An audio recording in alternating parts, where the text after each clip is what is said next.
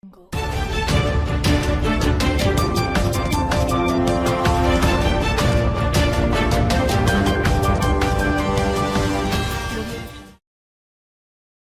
Luther King III calls out Trump on immigration slur. We've got to find a way to work on this man's heart. Leaders of the Cherokee Nation marked Martin Luther King Jr. Day by welcoming the descendants of slaves into their tribe after years of exclusion, while King's children and the pastor of an Atlanta church where King preached passionately decried disparaging remarks President Trump is said to have made about African countries. At gatherings across the nation, activists, residents, and teachers honored the late civil rights leader on what would have been his 89th birthday and ahead of the 50th anniversary of King's assassination in Memphis. 10. In Washington, King's eldest son criticized Trump, saying, "When a president insists that our nation needs more citizens from white states like Norway, I don't even think we need to spend any time even talking about what it says and what it is."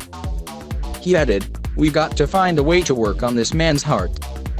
In Atlanta, the Reverend Raphael Warnock of the Ebenezer Baptist Church urged those who packed the pews to honor King to speak out against racism. Warnock also took issue with Trump's campaign slogan, "Make America Great Again." Warnock said America is already great, in large measure because of Africa and African people. He urged people in the audience to speak out against remarks such as Trump's about other countries, noting King's own words that silence is betrayal. King's daughter, the Reverend Bernice King, keynote speaker at the Atlanta service, also criticized Trump.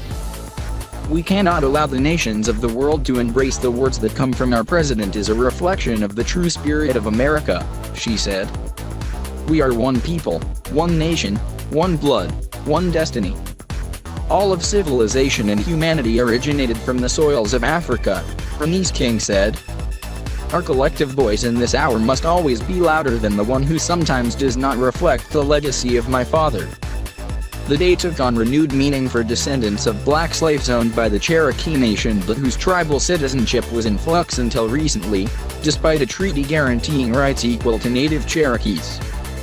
The tribe, one of the country's largest, is recognizing the King holiday for the first time this year with calls to service and speeches in which the tribe plans to confront its past. King's writings spoke of injustices against Native Americans and colonization, but Cherokee Secretary of State Chuck Hoskin Jr. said the tribe had its own form of internal oppression and dispossession. "The time is now to deal with it and talk about it," Hoskin said. "It's been a positive thing for our country to reconcile that during Dr. King's era, and it's going to be a positive thing for Cherokee to talk about the history as part of reconciling our history with slavery."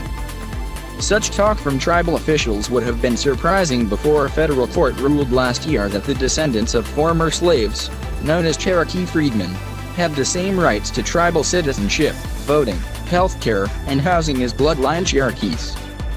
One descendant of freedmen, Rodslyn Brown King, said her mother was able to vote as a Cherokee for the first and only time recently. Other relatives, including a 34-year-old nephew with stomach cancer, died before getting the benefits that come with tribal citizenship, she said. "He was waiting on this decision," said Brown King, of Fort Gibson, Oklahoma. "It's just a lot of struggle, a lot of up and down trauma in our lives. It's exciting to know we are coming together and moving forward in this." Derek Reed, a city councilman in Muskogee, Oklahoma, and director of the Dr. Martin Luther King Jr. Community Center there, said Monday's events were the first attended by the Cherokee Nation in honor of the holiday. Principal Chief Bill John Baker was scheduled to speak at an after-party the tribe is sponsoring, and Hoskin served breakfast earlier in the day.